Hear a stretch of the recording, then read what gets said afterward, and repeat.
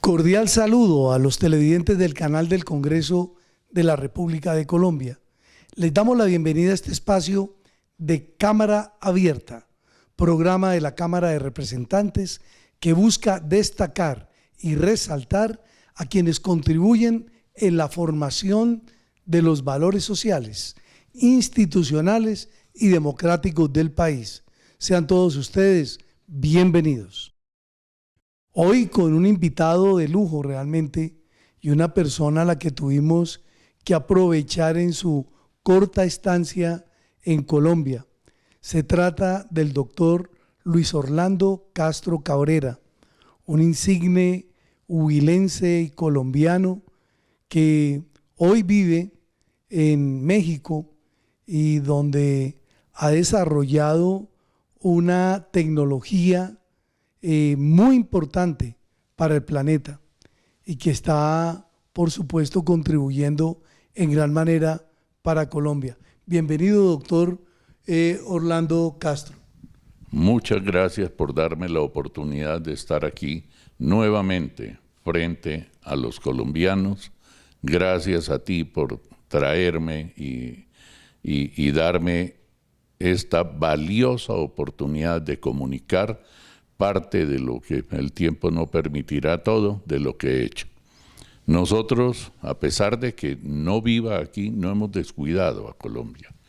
Tenemos una pequeña empresa que está reproduciendo microorganismos benéficos para el suelo.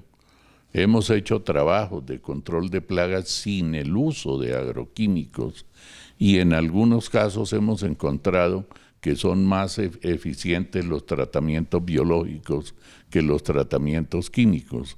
Entonces, eso lo quiero poner al servicio de la humanidad para recuperar los suelos. El suelo, si tenemos suelo y agua, tenemos vida.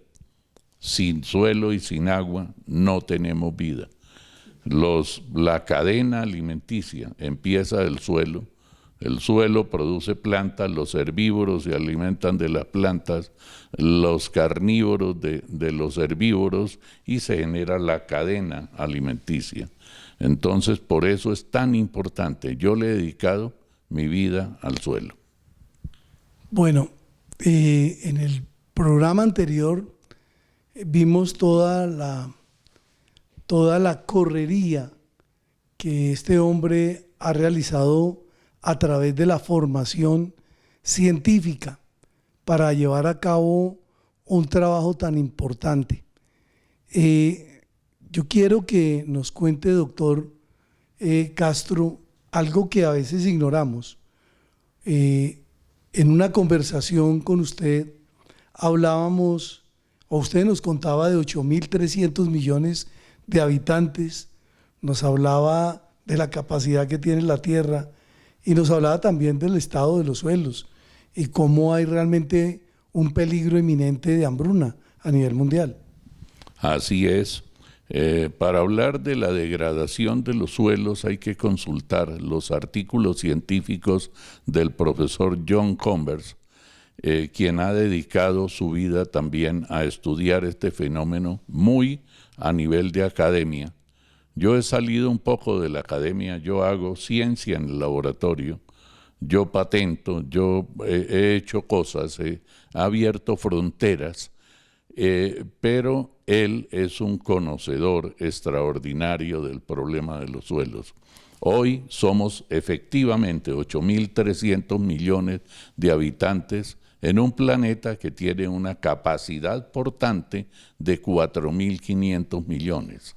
La diferencia entre 4.500 millones y 8.300 millones, esa diferencia es la que la Tierra, cuando toman los recursos de la Tierra, no puede por sí sola proveerlos. Entonces se necesita la ayuda, se necesita el aporte científico y ahí está el compromiso de prepararnos mejor para afrontar el futuro.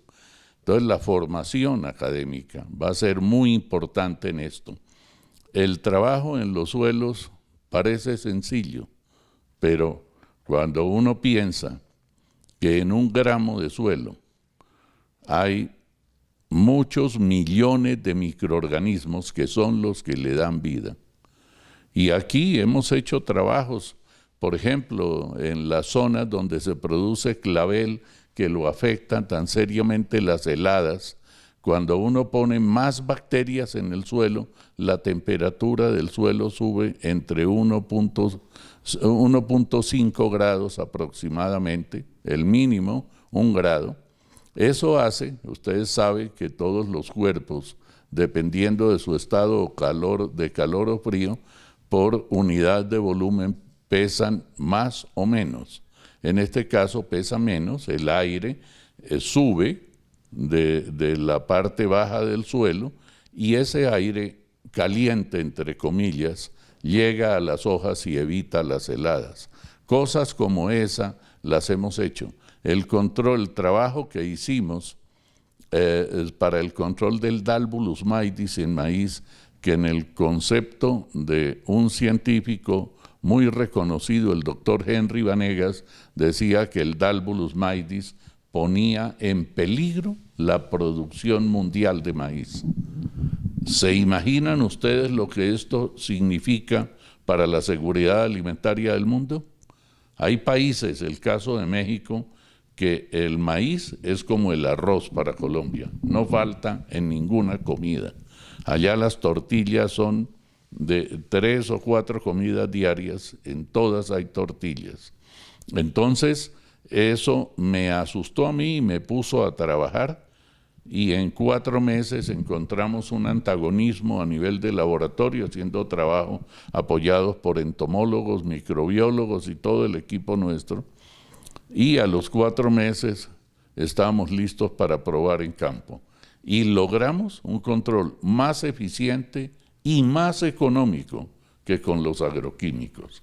Entonces, estos aportes, esto que se ha hecho, esas bacterias, al crear la quimiorresistencia para que las bacterias benéficas no mueran por el exceso de químicos del suelo, es un aporte para la humanidad. Nosotros tenemos la solución para la mayoría de problemas que tiene la agricultura del mundo. Y pues queremos darla a conocer, que se conozca y que se le dé espacio a esto. Doctor Castro, qué importante que es esto, de ese trabajo, de esa investigación con la que hoy se están beneficiando tantos millones de humanos frente a un complejo manejo por parte de los gobiernos en torno a la seguridad alimentaria, que parece que cada vez encontramos un panorama más difícil y realmente desesperanzador. Vamos a ir a unos mensajes institucionales y ya volvemos nuevamente con el doctor Luis Orlando Castro Cabrera. Aunque estés lejos, aunque no te conozca, aunque las condiciones sean difíciles, siempre estaré ahí. O si eres mi amigo o mi enemigo, en los momentos de adversidad, arriesgando incluso mi vida, siempre estaré ahí. No me importa tu color de piel ni tu creencia. Siempre estaré ahí. Siempre estaré ahí. Así se va a las alturas. Fuerza Aérea Colombiana. 100 años protegiendo la nación. Logo de la Comisión de Regulación de Comunicaciones.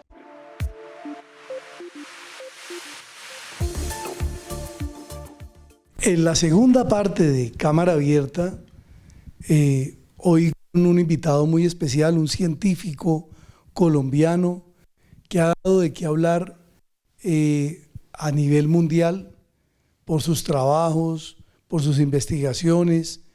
Y bueno, aprovechando que vino a Colombia, no podíamos sino pedirle el favor que nos atendiera con estas entrevistas. Doctor Luis Orlando Castro Cabrera, cuénteme, ¿usted qué cree que le falta hoy al tema político del mundo en el tema de seguridad alimentaria? Porque vemos que todos los gobiernos destinan miles de millones de dólares anualmente y lo que se ve es una asistencia precaria, pero no soluciones para que el suelo produzca más y mejor.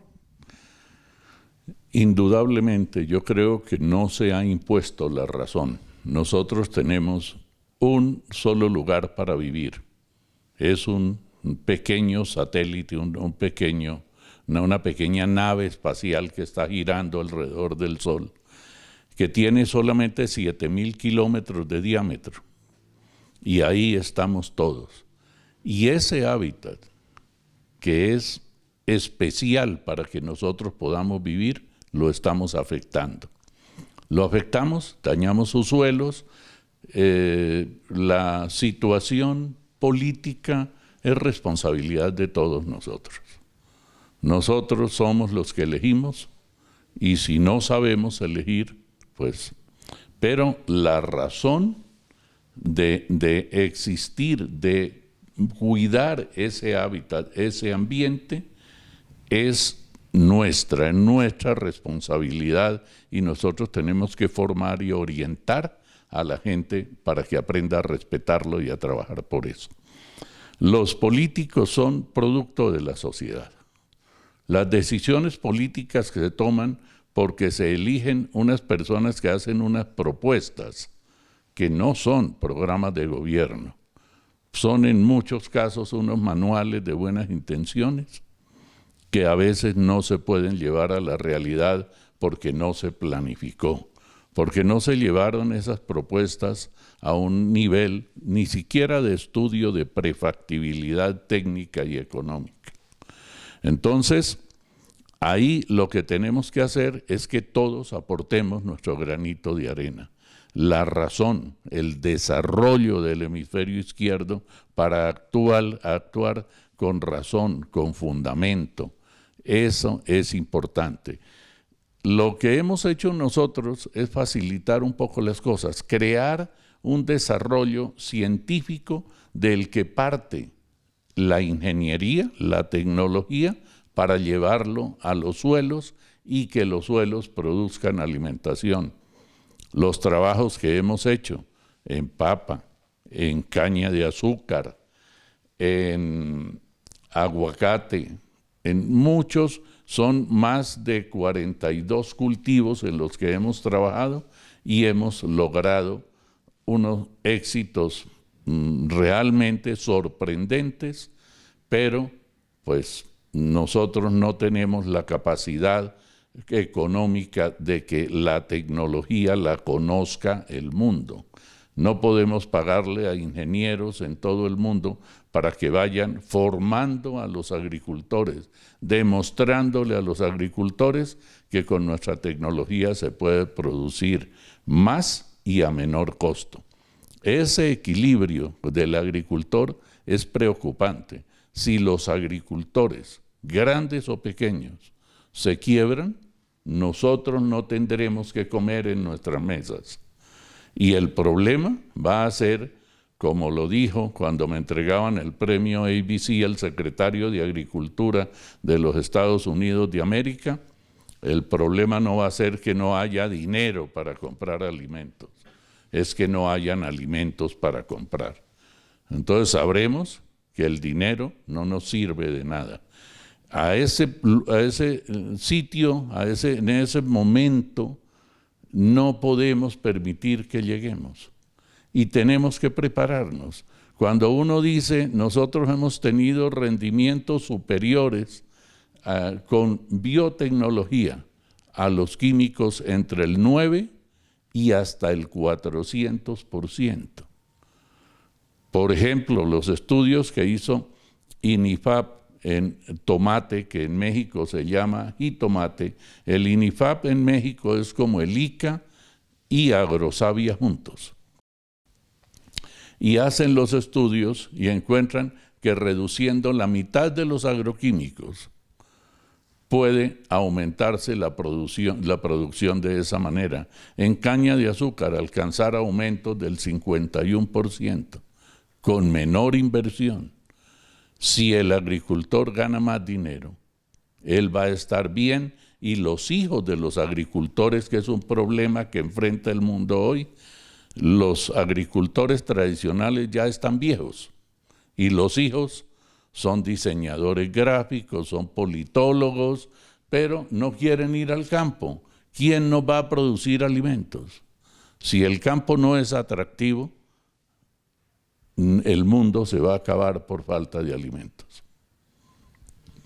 Doctor, al fondo tenemos imágenes del laboratorio en México, ¿verdad? Sí, son imágenes del laboratorio en México. Fue una personas que de un programa gubernamental fueron a conocer lo que hacíamos, porque yo hice una propuesta, y es que de las 6,000 toneladas que llegaban en ese momento, ahora son más, a Doña Juana, son 3,000 orgánicas. Esas 3,000 orgánicas pudieran llegar a convertirse en 1,000 toneladas de abonos de cuarta generación, y nosotros estamos solamente a 100 kilómetros de los llanos orientales, lleváramos ese abono y construyamos suelo.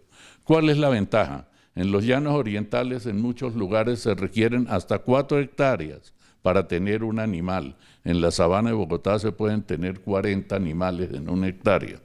Si los llanos orientales adquirieran esa capacidad, se crearan esas condiciones para que tenga esa capacidad, imagínense ustedes la capacidad de producir Colombia alimentos para el mundo. Llámese carne, llámese aceite de palma, lo que quieran producir. Pero necesitamos suelo. En los llanos orientales no hay suelo. Cuando uno dice el 1% de materia orgánica en un suelo, es porque se está desertificando el suelo. Y en los desiertos es muy difícil producir. Y hoy lo podemos resolver. Este sería un proyecto que impactaría positivamente a Colombia. El país que produzca alimentos en el futuro va a ser el país más poderoso del mundo. Doctor Luis Orlando, vamos a ir a unos mensajes institucionales y ya volvemos nuevamente con usted y con nuestros televidentes. En Bogotá hay 8 millones de habitantes en 20 localidades, y en todas ellas, la Personería de Bogotá protege los derechos de los ciudadanos. En las personerías locales, reciba orientación gratuita en temas de salud, servicios públicos, convivencia, quejas contra funcionarios, declaración de víctimas, temas jurídicos y mucho más. Diríjase a la personería de su localidad. Estamos en toda la ciudad. Personería de Bogotá, al servicio de la ciudad.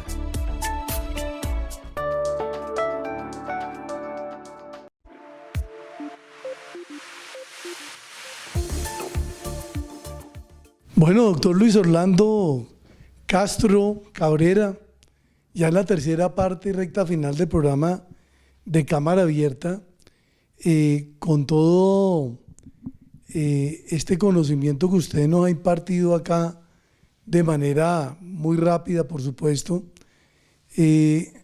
hombre, tenemos que tomar conciencia de este tema tan importante que es la seguridad alimentaria del mundo y por supuesto de Colombia. Yo quiero preguntarle una cosa, ese compromiso suyo, ese tesón, esas ganas de trabajar frente a una situación muy compleja, lo lleva a usted a estar metido allá casi no sé cuántas horas en un laboratorio. Usted no piensa en jubilarse ni pensionarse, ni nada de eso, y no seguir trabajando siempre. Mira, el día que no trabaje, yo no tengo un incentivo para vivir. el problema de los que nos gusta, y ahí es donde está la importancia para que los jóvenes elijan su carrera. Cuando nos gusta lo que hacemos, eso no es un trabajo, se convierte en una pasión, en una obsesión, y el reto de ser cada día mejores. Por eso uno debe tener planes que tenga bien definido lo que uno va a hacer en cada década para los 10 años y saber dónde debe llegar uno en esos 10 años. Mis planes, pues por mi actividad que es tan limitada, es solamente un trabajo científico de laboratorio, pues es de aportar, de tener una patente más, de solucionarle problemas al mundo, eso es mi actividad. Pero los demás, los empresarios, deben tener planes para sus empresas, todas las personas que trabajan en una labor deben tener planificado el futuro. Y eso es lo importante, y cuando uno hace eso y dedica tantas horas, pues vive obsesionado con eso. Ahora hay una realidad, los científicos nos morimos pobres. Yo conozco una sola excepción de un científico que murió rico y se llamó Alfred Nobel, y él creó el premio Nobel y lo mantiene, él inventó la dinamita y ganó muchísimo dinero, y miren, dejó el dinero para que premiaran a la gente que se destacara en las diferentes actividades científicas y sociales en el mundo. Usted, conociendo muy bien y de cerca el tema académico de Colombia, ¿qué cree que nos falta? ¿Qué tenemos que mejorar para tener personas muy acercadas a temas científicos y a desarrollos importantes locales o mundiales? Mira, el desarrollo de la educación en Colombia ha estado muy bien manejado. Tenemos gente muy buena, tenemos universidades de excelente nivel, tenemos que cuidar esos niveles para no perderlos y ser cada día mejores, pero hay un vacío. Es los programas de doble titulación con las universidades más prestigiosas del mundo. Los programas de doble titulación dan una serie de ventajas. Si ustedes tienen un programa de doble titulación con una universidad de Estados Unidos, por ejemplo, o de Europa, quiere decir que recibe los dos títulos y puede ejercer en cualquiera de esos dos lugares su profesión. Pero ¿esto qué significa? Que el currículum de la carrera sea exactamente igual al de la otra universidad. Y eso es exigente. Los profesores tienen que ir a esa universidad de fuera y los de allá venir acá a hacer intercambios. Hay un intercambio que se hizo con la Universidad Nacional, Departamento de Física y Alemania. Alguna vez me dijeron que apoyar eso era para convertir hasta el portero del Departamento de Física en doctor en ciencias físicas. Yo les dije, eso que me están diciendo no es una crítica, es un orgullo. ¿Qué tal que nos diéramos ese lujo, que tuviéramos ese nivel? Y tenemos ejemplos, por ejemplo, Corea del Sur, cuando después de la Segunda Guerra Mundial le dijeron, ¿qué quiere? Dijo, becas. ¿En qué área? En todas. Y miren lo que es hoy Corea del Sur frente al desarrollo global. El conocimiento es importantísimo. El país que no desarrolla ciencia no tiene futuro, y no tiene futuro porque le toca comprar el conocimiento, que el conocimiento no es barato, esa plata no le llega a los científicos, pero sí hay personas que compran las patentes, hay diferentes métodos de evaluación, la distancia científica, la vigencia legal de las patentes. Hay una serie de condiciones para comprarlas. Son muy caras las patentes, al científico le llegará una pequeñísima parte si es que le llega algo, porque hay instituciones que no le dan nada al que desarrolló y quien le paga el salario a él es el dueño de todo. Entonces, Eso lo tenemos que hacer. Y uno tiene que tener un propósito de vida. Por ejemplo, yo quiero dedicar lo que me queda de vida a mejorar los suelos, a darle vida, a que el verde prevalezca sobre la tierra. Y ojo a los jóvenes, ustedes tienen una gran responsabilidad, señores. El futuro es de ustedes, pero tienen que prepararse y tengan cuidado con el enemigo. Ese enemigo que se encuentran todos los días frente al espejo. Ese es el culpable de que ustedes no sean mejores. A ese es el que le da pereza, ese es el que cansa, ese es el que no presta atención en las clases, ese es el que llega tarde al trabajo. Ese es el enemigo. Hay que superarlo. Bueno, excelente recorderis y consejo para nuestra juventud que a veces no percibe las oportunidades, que en Colombia son muchísimas. Ahorita con matrícula cero, con universidad gratuita, pero les toca buscar y les toca comprometerse. Sí, en México, por ejemplo, desde hace muchos años se le paga a la gente para que estudie. ¿Por qué digo que se le paga? Por ejemplo, yo tengo contacto con los niveles de maestría y doctorado. Un estudiante de doctorado dentro del marco del CONACYT, que son los posgrados de alto nivel, le pagan alrededor de 10,000 pesos, que son unos 2 millones de pesos por mes, le dan vivienda y le dan 2 comidas diarias. Y todos los libros, todo es gratuito. Y el doctorado le pagan aproximadamente 18, casi 20,000 pesos, que son como 8 millones de pesos, 7, 8 millones de pesos al mes, más vivienda, más 2 comidas diarias a los estudiantes de doctorado. Entonces, hay oportunidades. ¿Por qué no entran a las páginas de las universidades mexicanas? La Universidad Mexicana tiene, por ejemplo, el Instituto Politécnico Nacional es a México, lo que es MIT, que es la primera universidad de ingeniería del mundo, según la clasificación a Estados Unidos. ¿Por qué no entran los que les gusta la agricultura a la Universidad de Chapingo a las páginas y buscan esas posibilidades? Hoy no se requiere dinero para estudiar. En mi época se requería o tenía que ser muy bueno para poderse ganar una beca. Hoy es mucho más fácil, señores, y adelante, señores, con eso, hacer un propósito de vida y cumplirlo, estar dispuestos a sacrificarse. Doctor Luis Orlando Castro, qué buena esa reflexión. Hoy en Colombia veía yo con preocupación que hay universidades que van decreciendo y yo pienso que todo requiere de unos ajustes y de entender un poco los contextos que estamos viviendo en la actualidad. Quiero darle las gracias por habernos acompañado hoy nuevamente en el programa de Cámara Abierta. Que Dios lo bendiga siempre por ese trabajo importante que usted realiza en pro de la humanidad. Y bueno, sabemos que esta no va a ser la última vez y que vamos a estar nuevamente en un programa más de Cámara Abierta.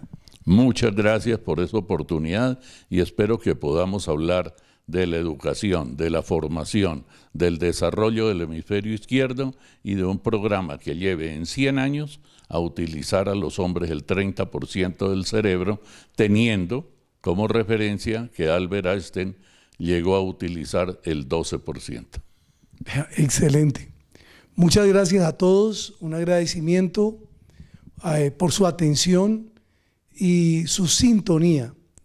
Agradecimiento a la mesa directiva de la Cámara de Representantes, a la Oficina de Información y Prensa de esta corporación, al gerente del Canal Congreso de la República, a todos ustedes por su sintonía, a nuestro cuerpo técnico que hace posible que lleguemos a ustedes. Y solo nos resta decir, como siempre, Dios bendiga a Colombia.